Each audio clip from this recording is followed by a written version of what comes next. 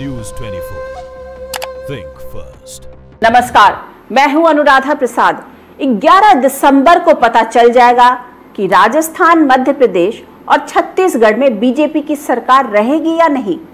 इसी तारीख को एक और अहम खबर मिलेगी कि तेलंगाना में केसीआर जीतेंगे या कांग्रेस का गठबंधन। ये बदलते समय की राजनीति है कि जिस कांग्रेस के खिलाफ तेलुगु देशम पार्टी के चंद्रबाबू नायडू लड़ते रहे हैं, वो आज कांग्रेस के साथ हैं और राहुल गांधी के साथ मिलकर मोदी का सिंहासन हिलाने के दावे कर रहे हैं। तेलंगाना से शुरू हुआ ये नया गठबंधन 2019 में बीजेपी को परेशान कर सकता है। नायडू के इस गठबंधन प्रयोग में कश्मीर से लेकर कन्याकुमारी तक के नेता दिखने लगे हैं। तो क्या दक्षिण से सियासत की नई धारा शुरू होने वाली है? क्या इस बार दक्षिण भारत की 132 सीटें यूपी की 80 सीटों पर भारी पड़ने वाली हैं? क्या बीजेपी का सबरीमाला कार्ड विपक्ष के गठबंधन की तोड़ है? और क्या 2019 में दक्षिण का ही कोई नेता प्रधानमंत्री की कुर्सी का दावेदार भी हो सकता है? आज इन सारे सवालों पर चर्चा करेंगे और ये भी बताएंगे कि कब कब दक्षिण के दम पर दिल्ली की हुकूमत चली है। –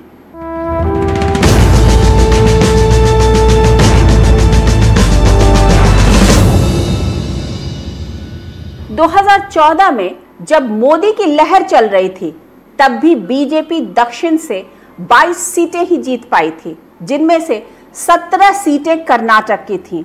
लेकिन तब मोदी के पास दक्षिण का एक मजबूत साथी था, चंद्रबाबू नायडू। यही चंद्रबाबू नायडू अब दूसरे पाले में हैं।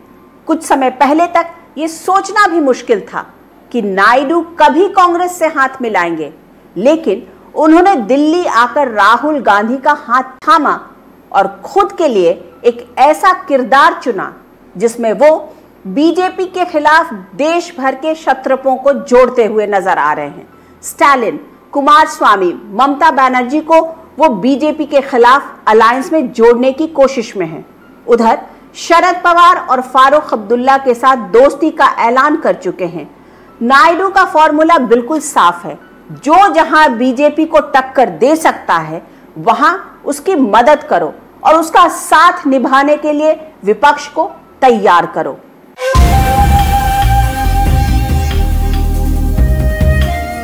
नायडू जी और हमारी बात हुई और हम सब मिलकर बीजेपी को हराने का काम करेंगे। Some of you are having a doubt about our past. It is a democratic compulsion now. We have to join together to protect this country. करीब 40 साल पुरानी सियासी रंजिश भुलाकर जिस दिन टीडीपी अध्यक्ष चंद्रबाबू नायडू ने कांग्रेस अध्यक्ष राहुल गांधी से मुलाकात की, तभी ये तय हो गया था कि वो मिशन 2019 की जंग में बीजेपी को मात देने के लिए कांग्रेस की अगुवाई में विपक्ष को गोलबंद करने का पक्का इरादा कर चुके हैं। राहुल गांधी से मुलाकात के बाद नायडू ने साफ कर दिया कि बीजेपी को हराने और लोकतंत्र को बचाने के लिए हमें पुरानी बातों को भूलकर एकजुट होने की जरूरत है।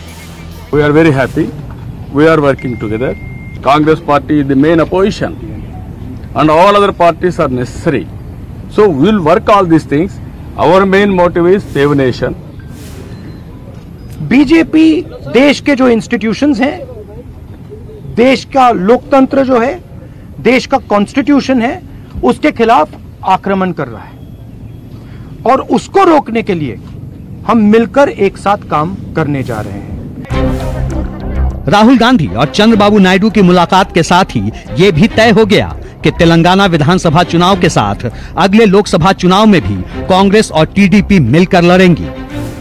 चंद्रबाबू नायडू जो तेलुगु देशम पार्टी के प्रेसिडेंट भी हैं, आंध्र प्रदेश के मुख्यमंत्री हैं, वो अब अपना कट्टर जो अपनी जो खिलाफ पार्टी है, विरोधी पार्टी है कांग्रेस, उसके साथ उन्होंने ये एक जो है मंच बना लिया है।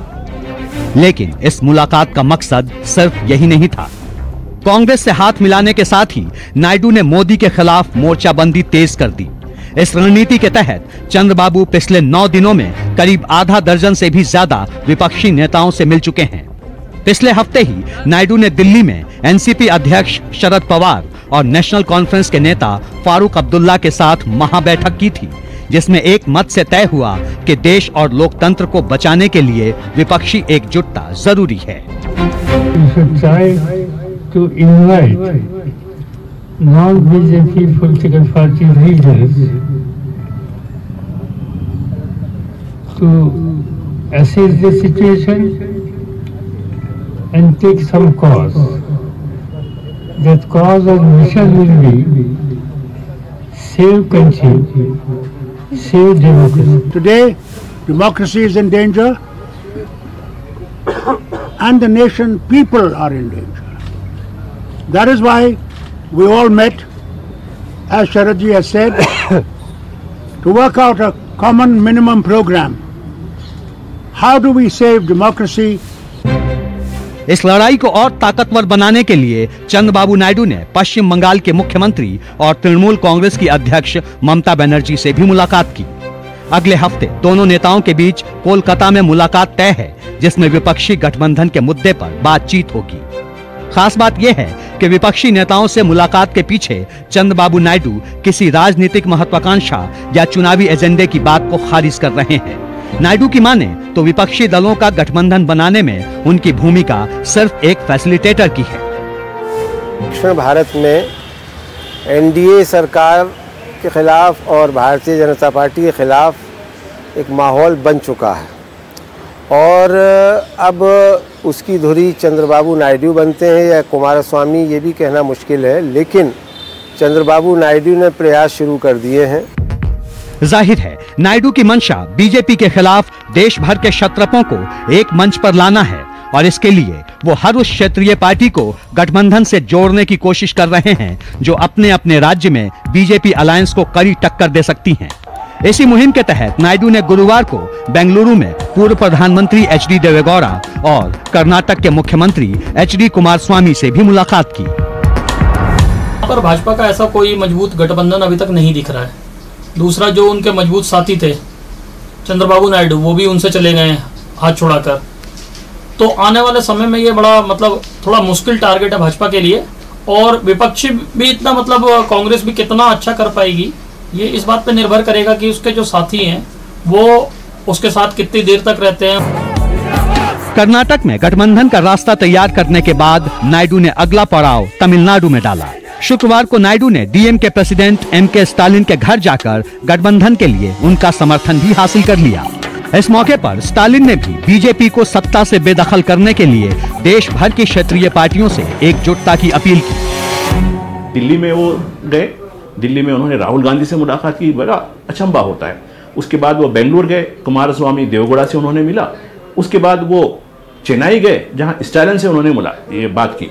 तो अब ये जो फ्रंट है, ये फ्रंट आगे बढ़ेगा, तृणमूल कांग्रेस के साथ मिलेगा। चंद्रबाबू नायडू कश्मीर से लेकर कन्याकुमारी तक विपक्षी पार्टियों का एक ऐसा चक्रव्यूह तैयार करने में जुटे हैं जो चुनाव मैदान में कमल का कारवां मजबूत होने से रोक सके। और जिस तरह उनकी कोशिश को क्षेत्रीय पार्टियों का समर्थन मिल रहा है, उससे साफ है कि मिशन 2019 में बीजेपी की मुश्किलें बढ़ने वाली हैं।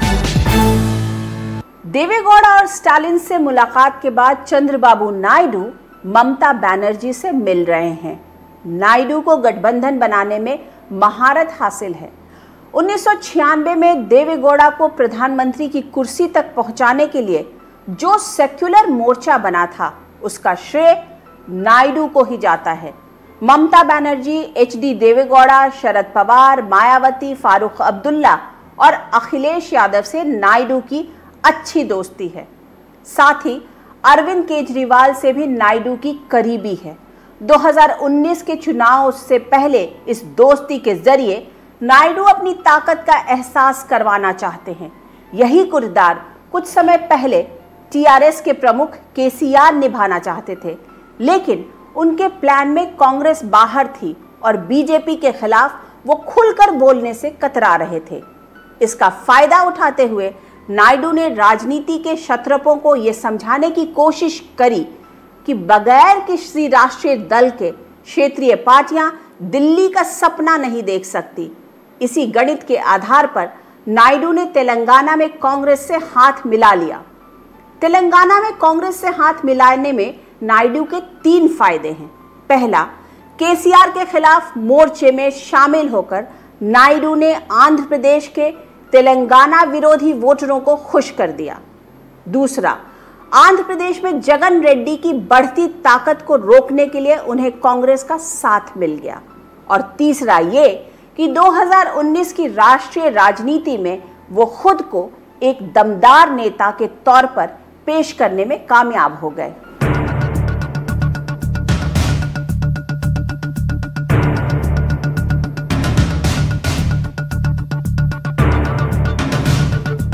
नब्बे का दशक चंद्रबाबू नायडू की सियासत का सुनहरा दौर माना जाता है।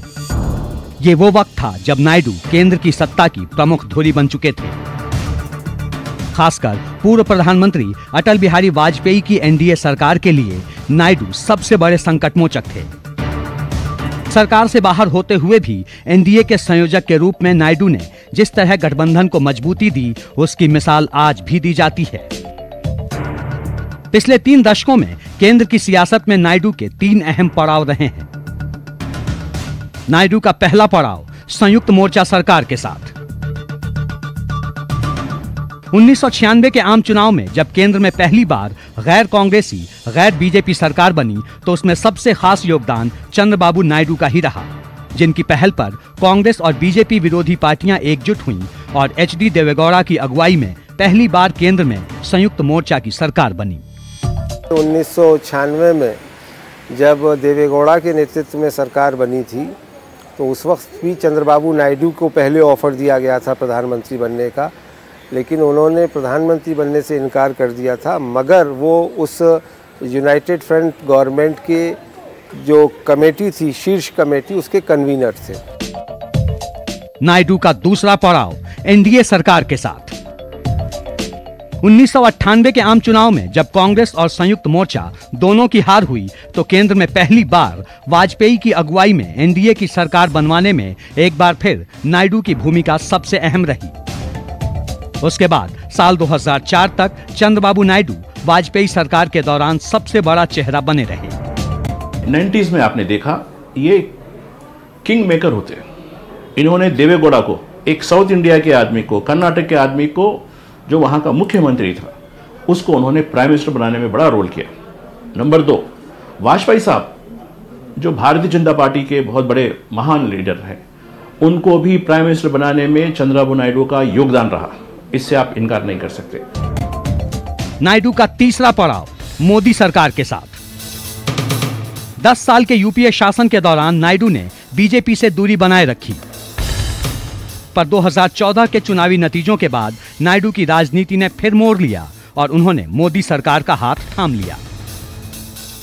लेकिन आंध्र प्रदेश के लिए विशेष पैकेज के मुद्दे पर केंद्र से मतभेद के बाद उन्होंने मोदी सरकार से भी किनारा कर लिया और अब एक बार फिर वो केंद्र की सत्ता में 1996 का सियासी मॉडल लागू करने की जद्दोजहद में लगे हैं। पिछले 4.5 साल में वो लगभग 3.5 साल एनडीए के हिस्सा रहे, बाद में फिर उन्होंने सपोर्ट विड्रॉ किया और अब वो खुल करके सामने आ गए। तो एक मजे हुए खिलाड़ी हैं चंद्रबाबू नायडू, और जाहिर है कि वो तेलंगाना में और आंध्र प्रदेश में तो अपनी एक हैसियत रखते ही हैं। अब सवाल है कि आखिर नायडू की इस नई राजनीतिक पहल की वजह क्या है? इसमें उनका क्या सियासी फायदा है? जानकारों के मुताबिक नायडू के लिए कांग्रेस का हाथ थामने के 3 बड़े कारण हैं। पहला कारण आंध्र प्रदेश के तेलंगाना विरोधी वोटरों को खुश करना। आंध्र प्रदेश के बंटवारे के बाद से ही राज्य में तेलंगाना के मुख्यमंत्री केसीआर के खिलाफ माहौल बना हुआ है। नायडू चाहते हैं कि केसीआर के खिलाफ मोर्चा बनाकर तेलंगाना विरोधी वोटरों को खुश कर सकें। दूसरा कारण आंध्र प्रदेश में जगन रेड्डी की बढ़ती ताकत को रोकना। आंध्र प्रदेश में चंद्रबाबू के लिए कांग्रेस से भी बड़ी चुनौती है जगन रेड्डी की बढ़ती लोकप्रियता। राज्य की सत्ता बचाने के लिए नायडू ने कांग्रेस से हाथ मिलाया है ताकि जगन रेड्डी की ताकत को कम किया जा सके।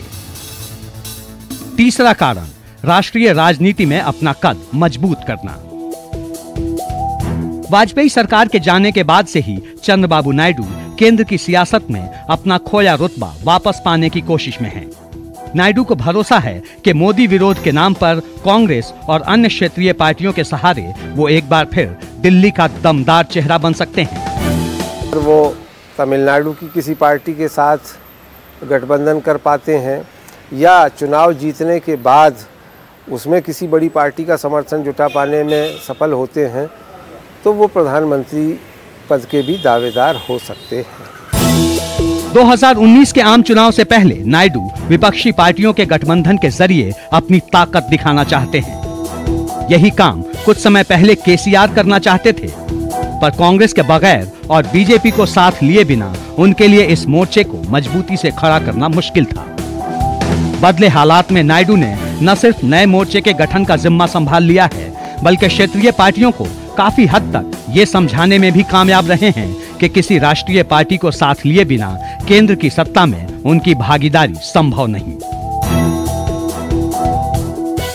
जहां दक्षिण में विपक्ष की सरगर्मियां गठबंधन के रूप में बढ़ रही हैं, वहीं बीजेपी अपना कोर वोट बैंक तैयार करने में जुटी है।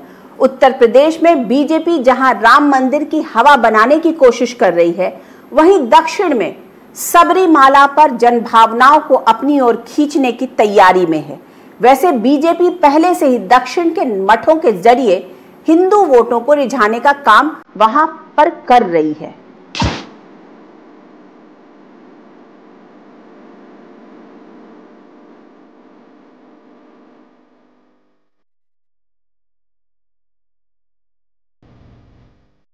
चुनावी साल में एक बार फिर राम मंदिर के मुद्दे को गरमाने में जुटी बीजेपी ने पिछले कुछ दिनों में हिंदू वोट बैंक को रिझाने के लिए कई बड़े ऐलान किए हैं। मसलन इलाहाबाद का नाम बदलकर प्रयागराज करना, फैजाबाद का नाम बदलकर अयोध्या करना, अयोध्या स्टेशन को राम मंदिर की शक्ल देना, अयोध्या में भगवान राम की मूर्ति लगाना। इतना ही नहीं, उत्तर प्रदेश के मुख्यमंत्री ने अयोध्या में दीपावली उत्सव को भी पूरी तरह राम के रंग में रंगकर समर्थकों को ये संदेश देने की कोशिश की कि भले ही राम मंदिर बनने में देरी हो रही हो, पर उनकी सरकार और पार्टी पूरी तरह हिंदू आस्था के साथ है। पिछले चुनाव में बीजेपी ने सिर्फ हिंदी भाषी राज्यों में ही 178 सीटें बटोर ली थी, पर इस बार कई बीजेपी शासित राज्यों में मतदाताओं की नाराजगी और विपक्षी पार्टियों की एकजुटता को देखते हुए पार्टी की चुनावी राह उतनी आसान नहीं दिख रही। राजस्थान, मध्य प्रदेश और छत्तीसगढ़ में हो रहे विधानसभा चुनाव में बीजेपी की सफलता संदिग्ध मानी जा रही है। यही वजह है कि बीजेपी इस बार दक्षिण में दम दिखाने पर जोर दे रही है और इसके लिए भी हिंदूवादी राजनीति को ही जरिया बना रही है।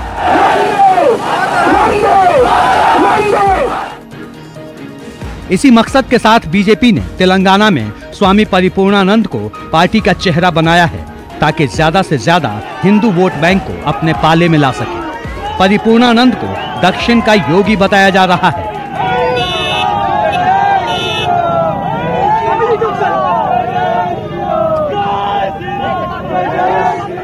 बेसिक गट फीलिंग के हिसाब से जिस हिस्टोरिकल प्रोसेस से तेलंगाना का गठन हुआ है, मुझे नहीं लगता कि धार्मिक राजनीति तेलंगाना में बहुत डीप जा सकती है। केरल के सबरीमाला मंदिर विवाद पर भी बीजेपी का रुख जगजाहिर है। सबरीमाला में महिलाओं को प्रवेश देने के सुप्रीम कोर्ट के फैसले पर मचे घमासान के बीच बीजेपी वहां भी हिंदू कार्ड के जरिए मतदाताओं को लुभाने की कोशिश में लगी है। खुद केरल के मुख्यमंत्री भी बीजेपी पर सबरीमाला पर सियासत करने का आरोप लगा चुके हैं। इस बार सबरीमाला में के चलते जिस तरह से भारतीय जनता पार्टी ने सुप्रीम कोर्ट के डायरेक्टिव का उल्लंघन किया है, उससे उनको शायद थोड़ा सा फायदा मिल सकता है, लेकिन वो सीट में तब्दील होगा या नहीं, वो देखने वाली बात है। दक्षिण भारत पर बीजेपी का जोर इसलिए ज्यादा है क्योंकि कर्नाटक को छोड़ दें तो दक्षिण के बाकी राज्यों में बीजेपी की मौजूदगी फिलहाल नाम मात्र की ही है। दक्षिण भारत में लोकसभा की कुल 132 सीटें हैं। इनमें बीजेपी के पास कर्नाटक में 17 सीटें हैं। तमिलनाडु में बीजेपी के खाते में सिर्फ 1 सीट है। आंध्र प्रदेश में बीजेपी के पास 2 सीटें हैं, जबकि तेलंगाना में बीजेपी का सिर्फ 1 सांसद है। असेंबली इलेक्शन के बाद जो कुछ हुआ कर्नाटक में, उसकी वजह से ऐसा दिखता है कि इस मर्तबा मोदी विरोधी मत दीजिएगा, उत्तर विरोधी मंच यहां साउथ इंडिया में, दक्षिण भारत में होने वाला है। मुश्किल ये है कि कर्नाटक उपचुनाव में मिली हार के बाद बीजेपी के लिए दक्षिण का द्वार भेदना और भी मुश्किल लग रहा है। इसीलिए वो हिंदू वोटों के ध्रुवीकरण के जरिए चुनावी नैया पार लगाने की कोशिश में है। तेलंगाना के चुनाव ने जहां राष्ट्रीय राजनीति को एक नया मोड़ दिया है, वहीं इसके नतीजे आगे की राह दिखा सकते हैं। हो सकता है चुनाव के बाद केसीआर बीजेपी के करीब चले जाएं। जो काम चंद्रबाबू नायडू कांग्रेस के लिए कर रहे हैं, वही काम केसीआर प्रधानमंत्री मोदी के लिए करे। पर यह सिर्फ स्पेक्यूलेशन है, एक अनुमान है। लेकिन ये बात तय है कि बीजेपी की पूरी कोशिश होगी कि विपक्षी एकता में कोई खलल डाला जाए, जिससे 2019 की राह बहुत आसान हो। चंद्रबाबू नायडू की कोशिश है बीजेपी के विरोध में तमाम विपक्षी पार्टियों को एक छत के नीचे लाना। पर क्या यह मुमकिन है? सिलसिलेवार समझिए। उत्तर प्रदेश में समाजवादी पार्टी और बीएसपी के बीच सीट समझौते को लेकर संशय बरकरार है। बिहार में नीतीश, रामविलास और कुशवाहा जैसे चेहरे बीजेपी के साथ डटे हुए हैं। छत्तीसगढ़ में बीएसपी और अजीत जोगी के गठबंधन में कांग्रेस के लिए जगह नहीं। पश्चिम बंगाल में लेफ्ट के साथ ममता बनर्जी का गठबंधन मुश्किल दिख रहा है। ऐसे में चंद्रबाबू नायडू का ज्यादा जोर दक्षिण में दक्षिण पंथ के खिलाफ है। यही वजह है कि उन्होंने तेलंगाना में कांग्रेस से गठबंधन पक्का कर लिया है। सीट शेयरिंग फॉर्मूले के तहत कांग्रेस 95 विधानसभा सीटों पर चुनाव लड़ेगी। टीडीपी 14 सीटों पर उम्मीदवार खड़े करेगी। अन्य 10 सीटें तेलंगाना जन समिति और सीपीआई को दी गई हैं। जाहिर है इस गठबंधन ने केसीआर सरकार के लिए चुनौती बड़ी कर दी है। ऐसे में अगर विधानसभा चुनाव में उसे झटका लगा तो बहुत मुमकिन है कि केसीआर आम चुनाव से पहले बीजेपी का दामन थाम ले। तेलंगाना में कांग्रेस, टीडीपी और सीपीआई का साथ आना मेरे ख्याल से केसीआर के लिए बहुत बड़ी चुनौती है। जिस तरह से अर्ली शुरुआत में उनको लगा था कि केकवॉक होगा, मुझे नहीं लगता केकवॉक होगा। अगर चुनाव उल्टा चला जाए 2014 के तुलना में तो मुझे कतई आश्चर्य नहीं होगा। बीजेपी भी विधानसभा चुनाव को सिंहासन का सेमीफाइनल मानकर चल रही है। नायडू की गोलबंदी के जवाब में बीजेपी भी दक्षिण में नए साथियों की तलाश में है। तेलंगाना में केसीआर से गठबंधन हो सकता है। आंध्र प्रदेश में जगन रेड्डी का साथ मिल सकता है। तमिलनाडु में एआईएडीएमके से दोस्ती हो सकती है। लेकिन ये तमाम बातें फिलहाल सिर्फ संभावना है। ऐसा माना जा रहा है कि तेलंगाना के नतीजों के आधार पर ही बीजेपी दक्षिण भारत में अपनी चुनावी रणनीति को आगे बढ़ाएगी या उसमें बदलाव करेगी। पिछले चुनाव में मुश्किल से 15 सीट के करीब ही दक्षिण में से भारतीय जनता पार्टी को आए थे, जिसमें ज़्यादातर जो उनकी परफॉर्मेंस है वो कर्नाटका से ही उनकी सीट्स आती हैं। तो बाकी जगह एक तरह से बीजेपी बिल्कुल मार्जिनल फोर्स है। बहरहाल विधानसभा चुनाव के नतीजे चाहे जो हों, पर जिस तरह दक्षिण भारत के सियासी हालात बदल रहे हैं उससे साफ है कि मिशन 2019 में दक्षिण का दम कोई बड़ा उलटफेर कर सकता है। मैंने अपने पुराने कार्यक्रमों में बताया था कि 2019 के चुनाव राजनीतिक दलों के अंक गणित और उनकी केमिस्ट्री की परीक्षा लेंगे। फिलहाल बीजेपी का ज्यादा ध्यान केमिस्ट्री की तरफ है, वहीं कांग्रेस और उसके साथियों का पूरा जोर अंक गणित पर लगा रखा है। आज के इस कार्यक्रम में इतना ही। अगले हफ्ते हम फिर मिलेंगे एक और खास मुद्दे के साथ। तब तक के लिए नमस्कार और आप देखते रहिए न्यूज़ 24।